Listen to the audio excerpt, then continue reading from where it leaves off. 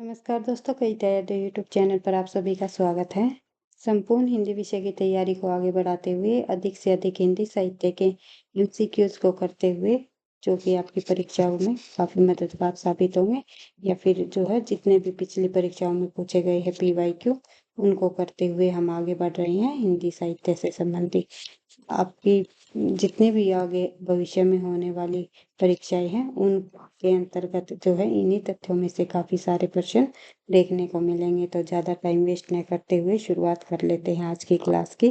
किसी भी स्टेट के अंतर्गत होने वाली टीजीटी पीजीटी हिंदी संबंधी परीक्षा हो, या फिर एनटीए नेट की परीक्षा हो, या कोई अदर परीक्षा हो जिसमें हिंदी साहित्य संबंधी प्रश्न पूछे जाते हैं, उन सभी विद्यार्थियों के लिए ये क्लास काफ़ी मददगार रहेगी। तो देख लेते हैं, शुरुआत कर लेते हैं। प्रश्न नंबर 1 है आज का हमारा। पूछा गया है, निम्नलिखित में से छायावादी कवि नहीं है। शुरुआत में ही बिल्कुल आसान प्रश्न पूछ लिया गया है, तो आंसर आप लोगों को सभी को पता है। इनमें से जो है निराला जी, पंत जी और जयशंकर प्रसाद जी छायावाद के प्रसिद्ध कवि रहे हैं, लेकिन मैथिली शरण गुप्त जो है छायावाद के कवि नहीं है। मैथिली शरण गुप्त किस युग के कवि है, तो ध्यान रखना है। सॉरी भाई, द्विवेदी युग के कवि रहे हैं। मैथिली शरण गुप्त किस युग के कवि है? द्विवेदी युग के कवि रहे हैं। छायावाद युग के अंतर्गत निराला जी, पंत जी, महादेवी वर्मा और जयशंकर प्रसाद, ये 4 प्रमुख कवि शामिल हैं। आगे बढ़ते हैं नेक्स्ट क्वेश्चन की तरफ, या फिर इससे संबंधित कुछ और अन्य तथ्य जब हम देखें तो बात करते हैं मैथिली शरण गुप्त जो जो जो है छायावाद के नहीं, बल्कि ये द्विवेदी युग के कवि रहे हैं। मैथिली शरण गुप्त को आधुनिक युग का तुलसीदास भी स्वीकार किया जाता है। कई बार परीक्षाओं में पूछा जाता है, आधुनिक युग का तुलसीदास किसे कहा जाता है? मैथिली शरण गुप्त को आधुनिक युग का तुलसीदास कहा जाता है। जिस प्रकार से जो है तुलसीदास ने रामचरितमानस की रचना की, इसी प्रकार से जो है मैथिली शरण गुप्त ने भी साकेत की रचना की है। तो देखते हैं आगे। मैथिली शरण गुप्त की प्रमुख काव्य कीर्तियां निम्नलिखित है, जैसे कि जयद्रथ वध काफी प्रसिद्ध रचना है इनकी। किसान, साकेत इनकी काफी प्रसिद्ध रचना है। इसी के आधार पर इन्हें जो है आधुनिक युग का तुलसीदास कहा जाता है। भारत भारती भी काफी प्रसिद्ध रचना हुई है इनकी, जो इसने की जिसको अंग्रेजों ने जब्त भी कर लिया था। जन जनकार, यशोधरा, द्वापर, पंचवटी आदि जो है मैथिली शरण गुप्त की प्रसिद्ध रचनाएं हैं। उसके अलावा सूर्यकांत त्रिपाठी निराला जी की रचनाओं की बात करें तो निराला जी की रचनाओं में आ जाती है, एक है अनामिका, परिमल, गीतिका, तुलसीदास, राम की शक्ति पूजा। थोड़ा छोटा कर लेते भैया, आपको दिखाई नहीं दे रहा होगा। राम की शक्ति पूजा आदि जो है काव्य कीर्तियों की रचना निराला जी द्वारा की गई। इसके अलावा इनकी प्रमुख जयशंकर प्रसाद की रचनाओं की बात करें तो जयशंकर प्रसाद की रचना कलाधर से कविताएं लिखते थे, यानी कि कलाधर उपनाम से या कलाधर नाम से कविताएं कौन करते थे, पूछा जाता है कई बार। तो आंसर होगा हमारा जयशंकर प्रसाद। जयशंकर प्रसाद की प्रमुख कृतियां देखते हैं। झरना, आंसू, लहर, कमायनी, चित्राधार, कानन कुसुम आदि जो है ये सभी रचनाएं जयशंकर प्रसाद जी की है। तो ये आपको ध्यान रखना है। इसके अलावा आगे बढ़ते हैं, पंत जी की रचनाओं की भी बात कर लेते हैं। यहाँ पर पंत जी की रचनाओं की रिवीजन हम करते हैं, तो देखते हैं। उच्छ्वास, ग्रंथि, वीणा, पल्लव, गुंजन, युगांत, युगवाणी, ग्राम्य, लोकायतन, चिदम्बरा, ये सभी रचनाएं जो है सुमित्रा नंदन पंत की है। तो यहाँ पर आप लोगों ने जयशंकर प्रसाद की रचनाएं देख ली, पंत की, निराला की और मैथिली शरण गुप्त की। इन्हीं रचनाओं में से परीक्षाओं में रचनाएं पूछी जाती हैं, तो इनको बार बार रिवाइज करते हुए चलना है आपको। देखते हैं आगे। अगला प्रश्न हमारा, निम्नलिखित में से एक छायावाद की प्रवृत्ति नहीं है। इनमें से कौन सी छायावाद की प्रवृत्ति नहीं है, तो ये आपको बताना है। अमूर्त एवं अशरीरी सौंदर्य चित्रण छायावाद के अंतर्गत हमें देखने को मिलता है। प्रकृति का तो चित्रण हमें देखने को मिलता ही है। पंत जी को प्रकृति के चितेरा कवि भी कहा जाता है। मानव प्रेम, शिशु प्रेम व अज्ञात के प्रति व्यक्ति उदात्त प्रेम का वर्णन भी हमें इसमें छायावाद के अंतर्गत देखने को मिलता है, लेकिन इतिवर्तात्मकता की बात हमें छायावाद में देखने को नहीं मिलती। इतिवर्तात्मकता की जो विशेषता है ये हमें द्विवेदी युग में ही देखने को मिलती है, तो ये भी आपको ध्यान रखना है। आगे बढ़ते हैं। ये पूछ लिया जाता है कई बार कि इतिवर्तात्मकता जो है किस युग की विशेषता है या किस युग की प्रवृत्ति है, तो द्विवेदी युग की प्रवृत्ति है। ये छायावाद की, ये तीनों प्रवृत्तियां छायावाद की है। तो आगे बढ़ते हैं तो देखते हैं। इतिवर्तात्मकता छायावाद की नहीं, द्विवेदी युग की प्रवृत्ति है। छायावाद की ओर अन्य प्रमुख प्रवृत्तियां हम देखते हैं। व्यक्ति स्वतंत्रता का स्वरों में देखने को मिलता है। रूढ़ियों से मुक्ति का प्रयास किया गया है। प्रकृति का संबंधन किया गया है, तो प्रकृति चित्रण तो हमें देखने को मिलता ही है। साथ ही जो है गीतात्मक मधुर वेदना भी देखने को मिलती है। नारी विषयक नव्य धारणा भी छायावाद में है, और युगीन सत्य और यथार्थ अभिव्यक्ति भी है। राष्ट्रीय व सांस्कृतिक चेतना की छायावाद के अंतर्गत हमें देखने को मिली।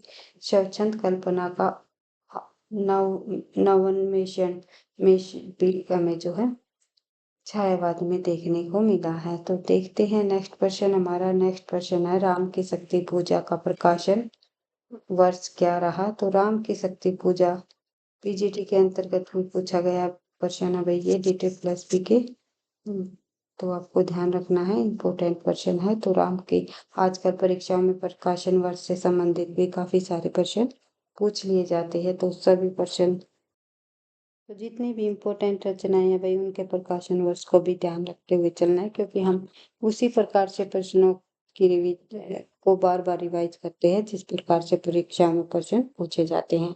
जैसे कि मैंने अभी आपको बताया कि प्रकाशन वर्ष से भी इस बार जो है DSSB के अंतर्गत कम से कम आपको 4 से 5 प्रश्न अवश्य ही देखने को मिले होंगे, और आगे भी जो है इतने ही प्रश्न आपको प्रकाशन वर्ष के आधार पर देखने को मिल सकते हैं। तो जितने भी इम्पोर्टेंट रचनाएं हैं उन सभी रचनाओं का प्रकाशन वर्ष को ध्यान में रखते हुए आपको तैयार कर लेने हैं। तो देखते हैं राम की शक्ति पूजा का प्रकाशन वर्ष क्या है। तो राम की शक्ति पूजा निराला जी द्वारा रचित है ये रचना, और 1936 ईस्वी का प्रकाशन वर्ष है। आगे बढ़ते हैं। नेक्स्ट इससे जुड़े हुए कुछ और अन्य तथ्य हम देखें तो राम की शक्ति पूजा का प्रकाशन वर्ष क्या रहा है, 1936 ईस्वी। इसका आधार कीर्तिवास बांग्ला रामायण है, और 15 दिनों की कठोर साधना में 1840 छंदों में प्रस्तुत यह एक लंबी कविता है। इसे समासोक्ति शैली में महाकाव्य के रूप में निराला जी ने लिखा, परंतु इसे लंबी कविता कहा गया। आलोचकों ने इसे बिच्छू छुड़ाने का मंत्र भी कहा है। तो बिच्छू छुड़ाने का मंत्र किस कविता को कहा गया है, ये भी हमारा एक नया पॉइंट यहाँ पर मिल गया है, तो पूछा जा सकता है। बिच्छू छुड़ाने का मंत्र जो है राम की शक्ति पूजा रचना के बारे में आलोचकों ने कहा है। नामवर सिंह ने निराला को छंदों का गुरु, और नामवर सिंह जी ने निराला को क्या नाम दिया है, छंदों का गुरु कहा है।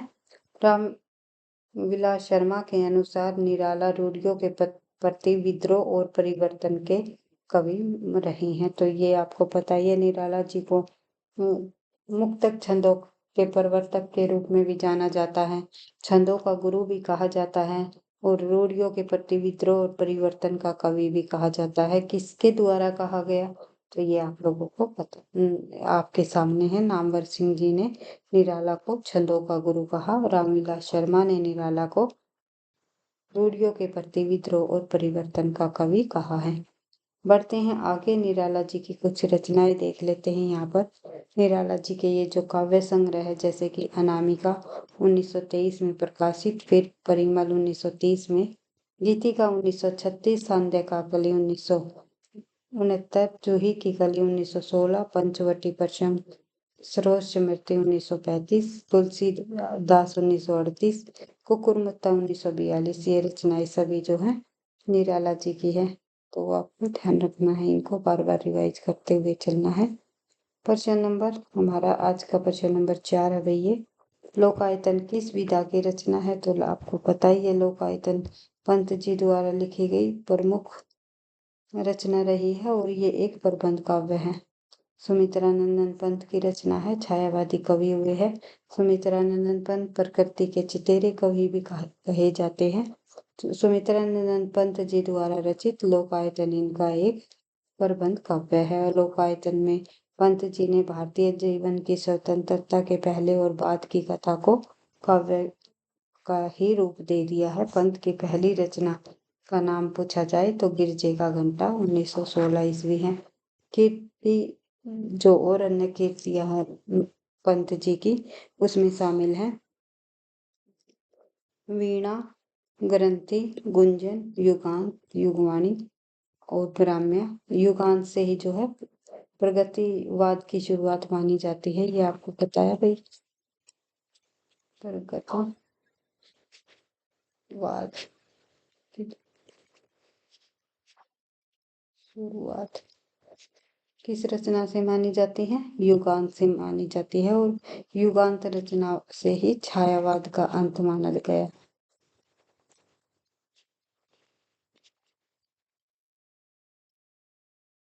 उसके बाद बढ़ते हैं आगे। युगवाणी 1939, ग्राम्य 1940, स्वर्ण किरण 1947, स्वर्ण ध्वनि 1947, युगपथ 1949, लोकायतन इनकी 1964 की रचना है। लोकायतन पर इन्हें सोवियत लैंड पुरस्कार भी प्राप्त हुआ है।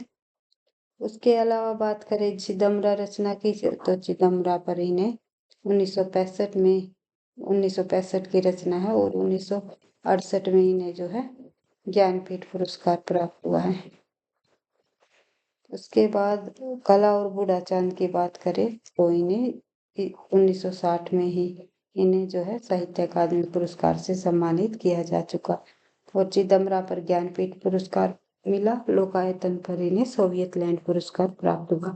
तो ये सभी पुरस्कार भी आपको ध्यान रखना है किस रचना पर किसको दिया गया। पंत जी को संवेदनशील इंद्रिय बोध का कवि भी कहा जाता है।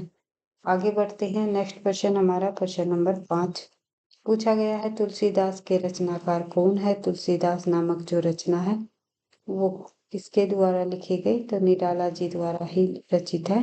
तुलसीदास रचना सूर्यकांत त्रिपाठी निराला जी की प्रसिद्ध रचना रही है। तुलसीदास नाम से इन्होंने 1938 में प्रकाशित एक काव्य कीर्ति प्रस्तुत की।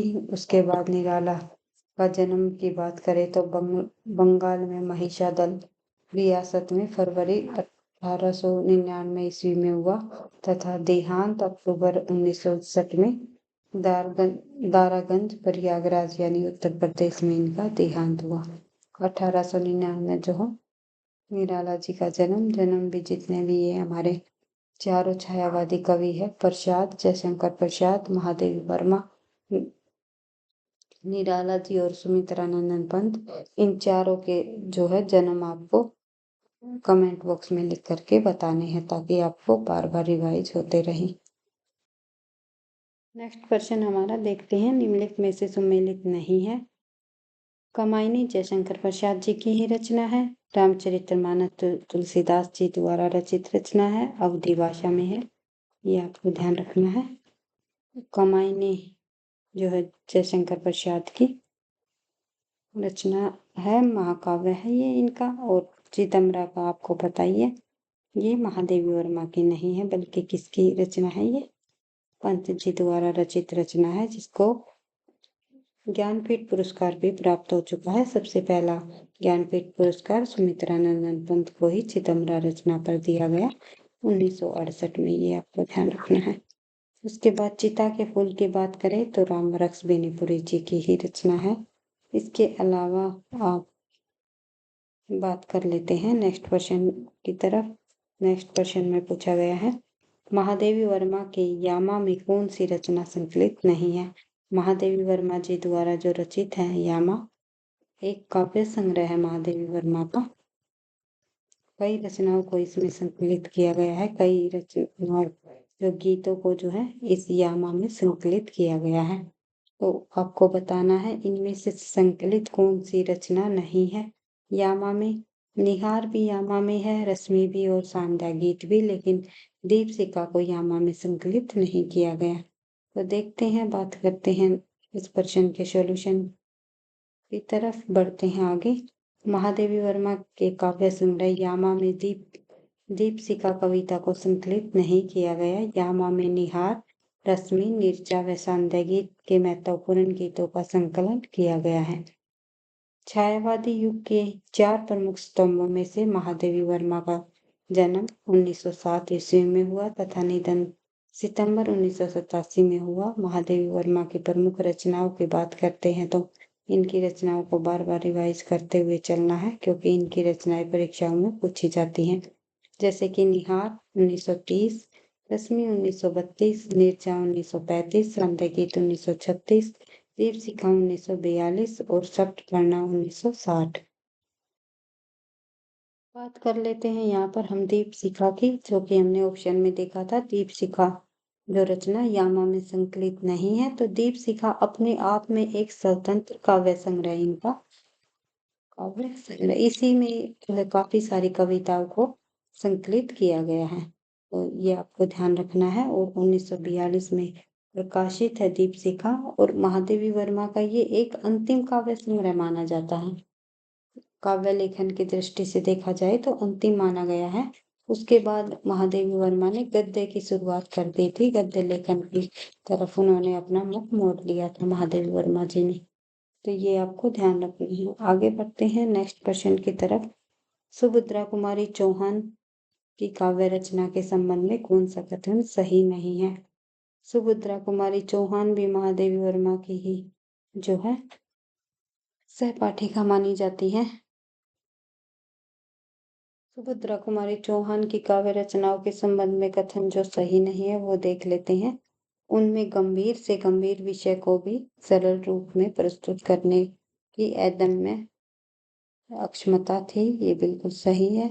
उनकी राष्ट्रीय कविताओं में समसामयिक देश प्रेम और भारतीय इतिहास व संस्कृति की गहरी छाप है, बिल्कुल सही बताया गया है। उनकी कविताओं की एकमात्र प्रवृत्ति राष्ट्रीय भावना का चित्रण है, केवल एकमात्र प्रवृत्ति राष्ट्रीय भावना का चित्रण है ये नहीं है, और अन्य भी प्रवृत्तियां इनकी कविताओं में हमें देखने को मिलती है। इनकी कविताएं त्रिधारा मुकुल शीर्षक से प्रकाशित हुई, दोनों इम्पोर्टेंट रचनाएं है सुभद्रा कुमारी चौहान की, याद रखनी है आपको।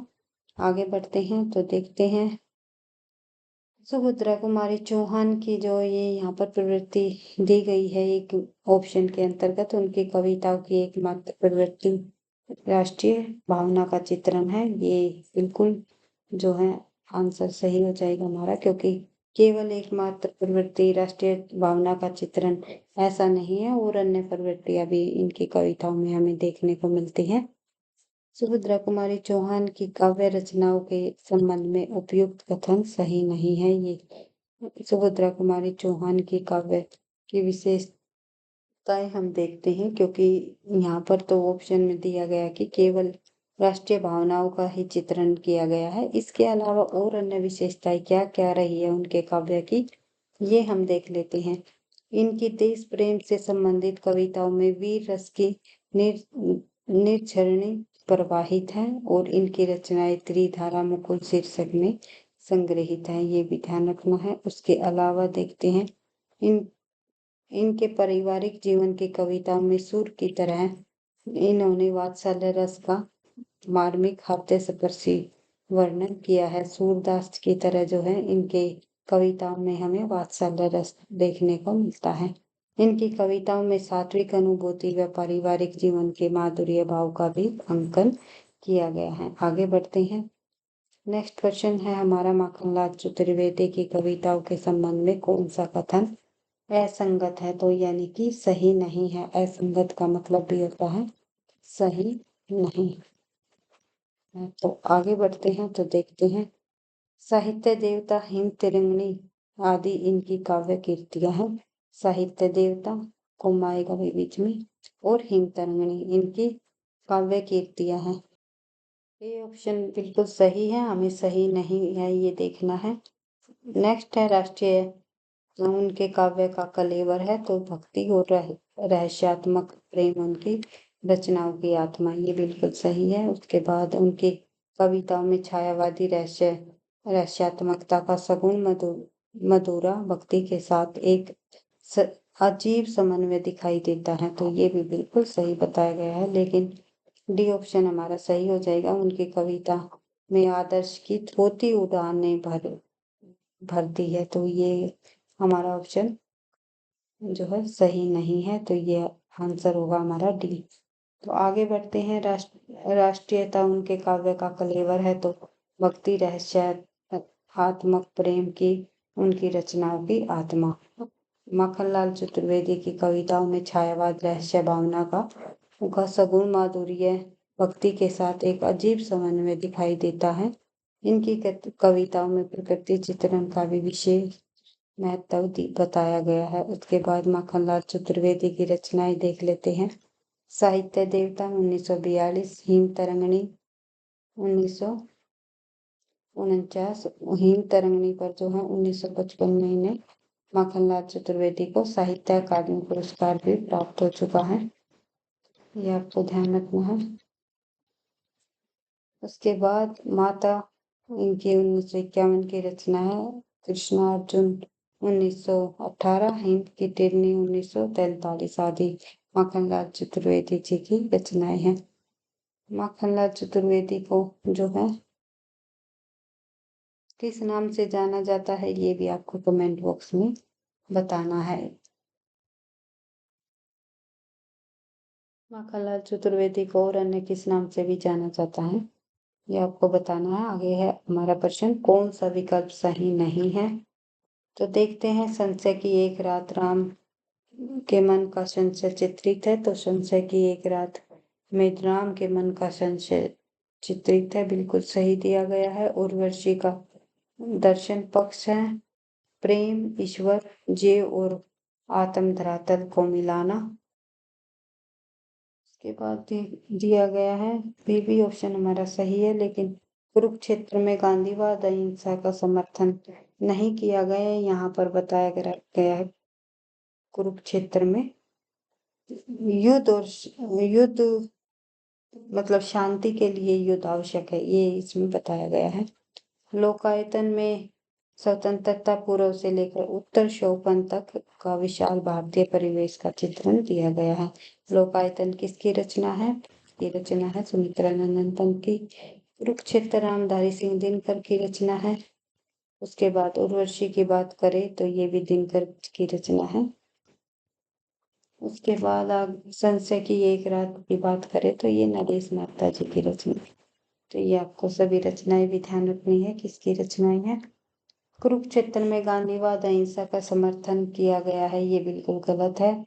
दिनकर कृत कुरुक्षेत्र जो रचना है इसके संबंध में ये असत्य कथन कहा गया है। रामधारी सिंह दिनकर ने द्वितीय विश्व युद्ध के कारणों समस्याओं युद्ध में उपादेयता आदि पर विचार कर युद्ध दर्शन प्रस्तुत करते हुए कुरुक्षेत्र की रचना की है।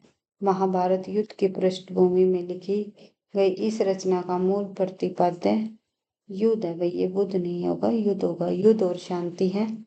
नरेश मेहता के खंड काव्य संशय की एक रात 1962 ईस्वी में कवि ने राम के भीतर युद्ध के प्रति संशय चित्रण किया है।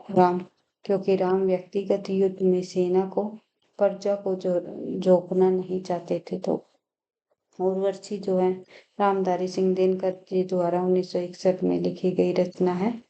इस यह जो है एक गीति नाट्य है और उर्वशी पर भी जो है ज्ञानपीठ पुरस्कार दिया जा चुका है, शायद 1972 में दिया गया था, तो ये आपको कंफर्म कर लेना है। बढ़ते हैं आगे। नेक्स्ट क्वेश्चन है हमारा प्रश्न, देखते हैं प्रश्न नंबर 11 की तरफ आ गए हम। 11 में पूछा गया है निम्नलिखित को सम्मिलित कीजिए। हमें यहाँ पर कुछ पंक्तियां दी गई है, एक तरफ जो है रचनाकार दिए गए हैं। इन कौन ये जो पंक्तियां है ये किसके द्वारा रचित है। पंक्तियां कथनों और संबंधी प्रश्न परीक्षा में काफी बार पूछा जाते हैं भाई। वियोगी होगा पहला कवि, आ से उपजा होगा कान। तो ये पंक्ति आई थिंक बालकृष्ण शर्मा नवीन की है। प्रकृति के यौवन का श्रृंगार करेंगे कभी न बासी फूल। सॉरी भाई, माफी चाहूंगी, फर्स्ट ऑप्शन हमारा गलत हो गया। यहाँ पर देख लेते हैं। योगी होगा पहला कवि, आज से उपजा होगा गान। ये पंक्ति नवीन की नहीं है, बल्कि नवीन की तो पंक्तियां है। कुछ कवि कुछ ऐसी तान सुनाओ जिसमें उथल पुथल मच जाए। ये वियोगी होगा पहला कवि, ये पंक्ति जो है पंत जी की पंक्ति है। तो ए का हो जाएगा हमारा 4, ए का हो जाएगा हमारा 4। उसके बाद प्रकृति के यौवन का श्रृंगार करेंगे कभी न बासी फूल। तो ये पंक्ति किसके द्वारा रचित है? तो ये पंक्ति हमारे जयशंकर प्रसाद जी द्वारा रचित है। तो ध्यान रखना है, प्रकृति के यौवन का श्रृंगार कभी न बासी फूल। आगे बढ़ते हैं। कभी कुछ ऐसी तान सुनाओ जिससे उथल पुथल मच जाए, बालकृष्ण शर्मा नवीन जी की पंक्तियां हैं। 2 का हो जाएगा हमारा 3। उसके बाद जो है, सॉरी, 3 का हो जाएगा हमारा 2। इस प्रकार हमें ध्यान रखना है। धन्य मैं पिता निरर्थक था, कुछ भी तेरे हित न कर सका। ये निराला जी की पंक्ति है, निराला जी की पंक्ति है। तो 4 का हो जाएगा हमारा 1। तो देखते हैं किस ऑप्शन के अनुसार सही दिया गया है। तो आंसर हो जाएगा हमारा सी। बढ़ते हैं आगे। फिर से इनको अच्छे से रिवाइज कर सकते हो, क्योंकि बार बार पंक्तियों के जवाब रिवीजन करोगे तो ही ये आपको याद रह पाएंगी। जैसे कि वियोगी होगा पहला कवि, यहाँ से उपजा होगा गान। सुमित्रा नंदन पंत की पंक्तियां हैं। उसके बाद प्रकृति के यौवन का श्रृंगार करेंगे कभी न बासी फूल। तो ये जयशंकर प्रसाद जी की पंक्ति है। कभी कुछ ऐसी तान सुनाओ जिससे उथल पुथल मच जाए, बालकृष्ण शर्मा नवीन जी की पंक्तियां हैं। धन्य मैं पिता निरर्थक था, कुछ भी तेरे हित न कर सका। निराला जी की पंक्तियां हैं। तो पंत जी की प्रमुख रचनाएं देख लेते हैं। जैसे कि पल्लव 1928 में प्रकाशित हुई, ग्रंथि, गुंजन, लोकायतन, चिदम्बरा। उसके बाद प्रसाद जी की प्रमुख रचनाएं है प्रेम पथिक, करुणालय, इनका गीति नाट्य है। उसके बाद झरना, आंसू, लहर, कमायनी। तो ये इनकी रचनाएं हैं। बालकृष्ण शर्मा नवीन जी की प्रमुख रचनाएं है कुमकुम, रश्मि रेखा और एपलक और मिला हम विष पाई जन्म के।